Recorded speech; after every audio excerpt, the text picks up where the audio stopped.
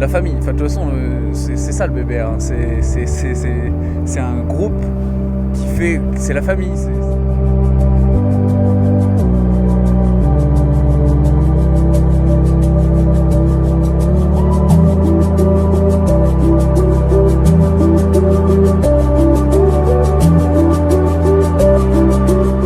Les couleurs sont toujours là et forcément, donc, quand on enfile le maillot, c'est de la fierté, c'est de l'envie de le défendre. Je voyais les mecs sur le pré là, je me suis dit putain mais quand est-ce que moi je peux tâter le cuir avec cette équipe quoi.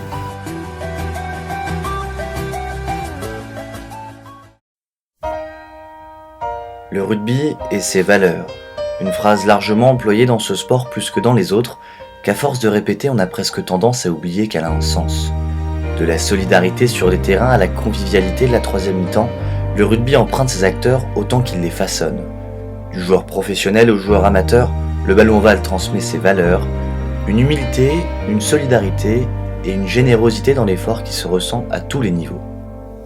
Alors à quoi ressemble le rugby amateur vu de l'intérieur ? Rencontre avec quelques personnalités qui ont participé à l'histoire du Briax Betrave Rugby, ce club amateur créé il y a 10 ans et qui aujourd'hui encore transmet sa philosophie du jeu.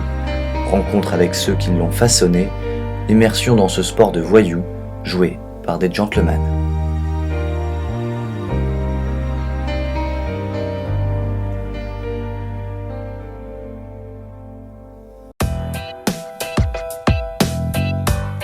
Comprendre le Briax Betrave Rugby aujourd'hui, c'est revenir 11 ans en arrière. Ce club amateur, créé au milieu des années 2000 par quelques jeunes hommes, regroupe aujourd'hui une soixantaine d'adhérents de 18 à 35 ans à la culture ovale bien trempée. Ils sont plusieurs à l'origine de la création du BBR, dont Antonin Cornulangy. Il sera avec d'autres quelques années plus tard l'un des présidents du club, mais surtout l'un de ses instigateurs. C'est à lui et à ses acolytes que l'on doit ce nom de Briax Betrave Rugby. L'origine de notre localité, la Brie parce qu'il y avait des Seine-et-Marnais à l'époque, l'Acte pour Axonais pour Soissons bien sûr, le rugby parce que c'est évidemment le sport qu'on pratique, et la betterave parce qu'on en voit partout dans notre région, c'est un peu la culture de l'Aisne. Mai 2005, l'idée d'une équipe de rugby réunissant Axonais et Seine-et-Marnais prend forme, l'histoire commence. On était une bande de potes qui aimions le rugby et on s'est dit un soir d'été, pourquoi pas jouer un peu plus sérieusement et un peu plus souvent. Donc on s'est dit banco, on n'avait aucune idée de savoir comment ça allait se passer, combien on allait être, etc. Et finalement ça a bien pris, bouche à oreille a fait qu'on était une dizaine au premier entraînement. On a joué pendant 2-3 heures au rugby. La mayonnaise a pris, le week-end d'après on était une quinzaine, etc. On est monté jusqu'à 30-40 en juillet-août 2005. Et du coup on s'est dit allez, on crée une assoce, on essaie de structurer tout ça. Le but n'est pas à la performance mais bien à la convivialité, au regroupement de copains d'ici ou là venus ensemble jouer au ballon. À l'époque de ce premier entraînement, André Wallerberg est sûrement l'un des plus jeunes sur le pré. Du haut de ses 18 ans, il ignore encore que 6 ans plus tard, c'est lui qui sera à la tête du BBR. En 2011, le noyau dur à l'origine de la création du club laisse les rênes à de nouveaux jeunes. André fait partie de cela. Malgré l'appréhension, il arrive à la tête de l'assaut avec les valeurs transmises par les anciens, bien décidé à faire perdurer l'esprit des betteraviers.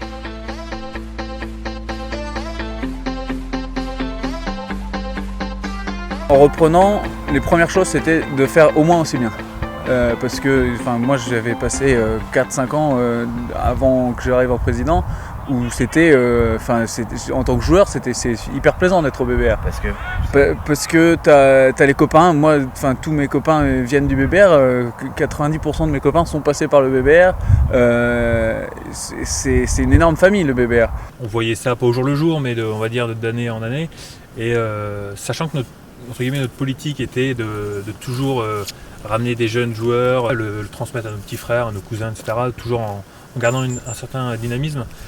On se doutait bien que ça pouvait perdurer et durer un peu dans le temps.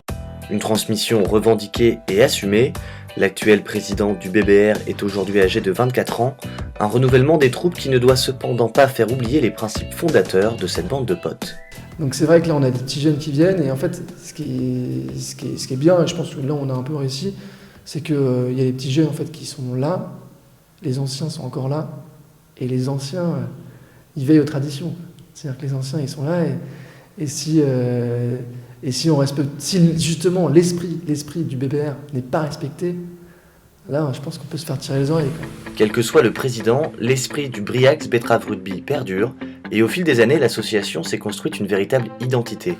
Elle la doit notamment à son clubhouse, un lieu sacré pour tout rugbyman, car c'est ici qu'on refait les matchs, hors de question pour les betteraviers de déroger aux traditions. Je vais te présenter un peu le clubhouse. On est à la campagne, hein. Derrière on voit les poules, les oies. Si tu vas un peu plus loin, t'as les moutons et les chevaux. Ici qu'on fait notre troisième mi-temps après les matchs. On a une petite tradition qui date pas de moi, mais d'élire le quota du match et la tartère du match.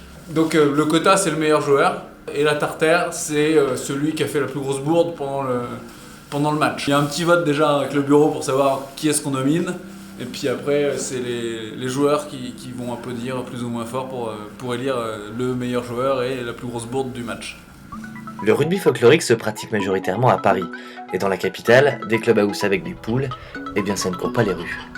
Difficile donc pour les équipes parisiennes d'avoir leurs propres locaux, alors pour y remédier, la matière grise du BBR se met en ébullition, l'ingéniosité rugbystique parle, place à la camionnette.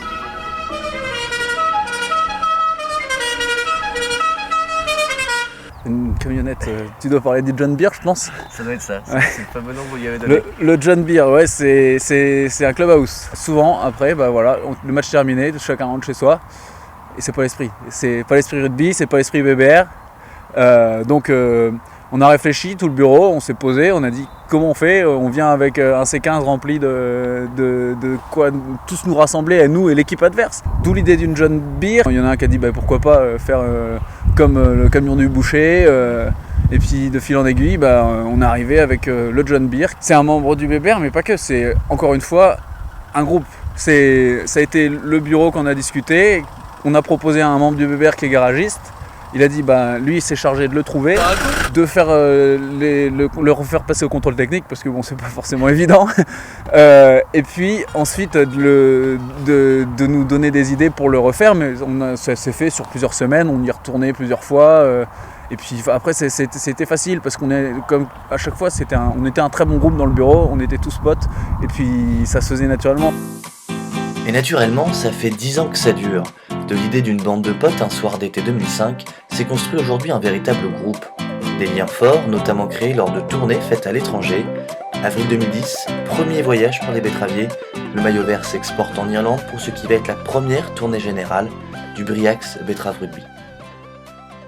Moi j'ai eu la chance à mon époque d'avoir assez de trésorerie, donc ça a été rapidement Dublin, et donc effectivement c'était notre premier déplacement à l'extérieur, 3 jours en terre hostile on va dire. C'était un espèce de grand mélange entre de la convivialité, profiter du rugby dans une ville de rugby, faire un bon match parce que faut pas l'oublier, mais le BBR c'est d'abord tout de jouer au rugby. D'avoir un échange avec des locaux, passer des bons moments, voilà, de la festivité, de l'amitié, des bons souvenirs et 3 jours intenses. Justement des bons souvenirs, il n'y a pas une petite anecdote qui traîne à ce sujet en tournée? Quelque chose de croustillant, tu pourrais nous raconter? Croustillant, je peux te la raconter, hein, à moins que tu interdises le reportage au moins de 18. Hein. Mais sinon, pour l'aspect sportif, parce que moi c'était toujours un peu mon axe prioritaire, le terrain et le fait qu'on pratique quand même du rugby et du beau rugby tant qu'à faire. J'ai adoré l'avant-match. D'un seul coup, on était on avait passé une super soirée la veille, on avait bien déconné. Et là, d'un seul coup, on s'est resserré entre nous, on va dire. On était 30 un peu à l'extérieur, donc on était vraiment un peu dans notre bulle. Et là, donc forcément, le petit discours d'avant-match qui va bien, resserrer les troupes, les liens rugby qui se resserrent, et puis l'ambiance du vestiaire, le discours d'avant-match. Julien, qui était capitaine de ce match-là, avait mis les mots qu'il fallait avant qu'on rentre sur le terrain. Ça, c'était, on va dire, le petit souvenir. Pas croustillant, mais un super souvenir. L'avant-match, un rituel rugbystique bien ancré dans les traditions. Une fois en cercle au milieu du terrain, les hommes écoutent leur capitaine, un discours mobilisateur et sans détour. Et on se consomme pas dans les rucks, parce qu'ils ont l'air de galoper aussi, c'est des jeunes, donc ils vont sûrement vouloir nous prendre sur les extés aussi. On communique. Et devant, on n'y va pas tout seul, hein. À 2 ou à 3. Allez, vers là, allez, on est pas dedans, là. 1, 2, 3, BBR! terre irlandaise, le cri de guerre betteravier résonne à nouveau. 5 ans que les Verts attendent cette tournée, alors en ce jour d'avril 2010, l'excitation est palpable. Rien de croustillant, nous dit Antonin, on a du mal à le croire, et pour cause. Ça fait 5 ans qu'on essaie de faire une tournée, on arrive à se retrouver ensemble. On était tous hyper motivés, hyper excités à l'idée de partir tous ensemble. Premier voyage en équipe et 30 bonhommes ivres de plaisir, forcément ça fait du bruit. Tellement de bruit que le vol entre Beauvais et Dublin ne se passe pas forcément comme prévu. La raison, un voyage un peu mouvementé. On monte dans l'avion et ensuite le décollage fait qu'on manque d'oxygène et l'alcool commence à taper sur les organismes. Le capitaine demande l'arrêt du service de l'alcool parce qu'on était déjà trop chaud. Ça nous a pas plu du tout, donc on a été servir nous-mêmes. Donc ça a pas plu du tout au steward et encore moins au capitaine. Donc là ils ont menacé de faire demi-tour, hein. On a tout de suite vu flairer le bluff. Donc on a dit tu le feras pas. Il l'a pas fait. Et en fait dans l'avion au moment de l'atterrissage, on a un copain que je ne citerai pas mais qui s'appelle Vivien Salmon, qui se reconnaîtra, qui a eu la bonne idée de lancer un paquito général. C'est une idée qui nous paraissait très bonne puisqu'on a tous sauté dans l'allée. Et là, Vivien qui saute, panique à bord, donc là tous les stewards qui sautent, qui nous prennent, qui nous engueulent, qui nous remettent à nos places et tout. L'avion atterrit, tout le monde commence à se lever et là il y a l'hôtesse de l'air qui dit « Everybody sit down !»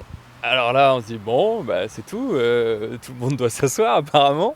Alors elle descend de l'avion et 3 minutes plus tard elle remonte dans l'avion et là elle est suivie par 3 policiers irlandais qui la suivent et elle se passe dans l'allée centrale comme ça et elle fait « him, comme ça. Là, elle arrive à mon niveau, elle passe mon niveau, donc je me dis, je suis passé entre les mailles. Là, elle se retourne, elle fait him. Et je dis, ah non.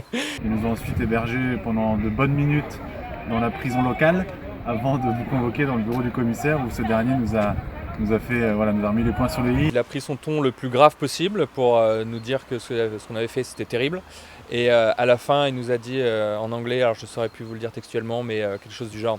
Et de toute façon, ça sert à rien de faire les malins, demain on va vous mettre une branlée. Le lendemain, on s'est aperçu qu'on faisait la une du journal. Dans le Evening Herald du 9 avril 2010, les betteraviers font la une et volent la vedette à la star irlandaise Brian O'Driscoll. Ah oui, tout de même. 3 ans plus tard, André est président du BBR, cette fois-ci destination Édimbourg. La tournée, c'est le moment qui fédère un groupe.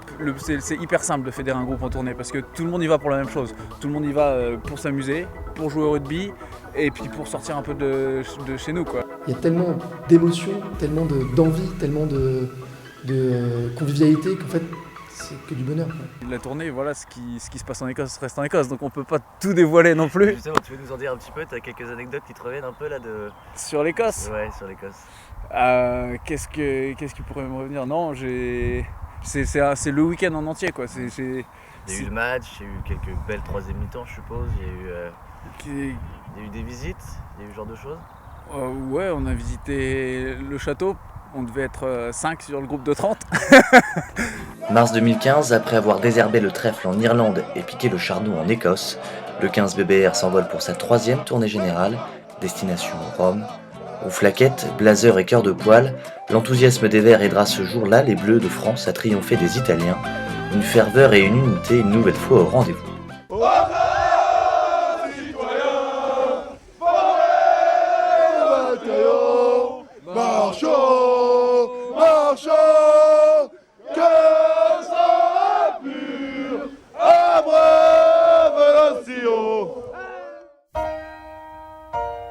Des tournées au tournoi, du match à l'après-match, sous ce maillot vert se cache en réalité le plaisir de ce sport et la fierté de son équipe. Ce logo BBR dessiné par Plantu revêt toujours à en croire les principaux intéressés, une émotion particulière pour celui qui le porte. Oui, ça fait toujours de l'effet comme tous les maillots auxquels on a de l'affection et auxquels on a envie de porter haut les couleurs. Histoire d'homme, histoire de rugby, mais surtout, histoire d'amitié.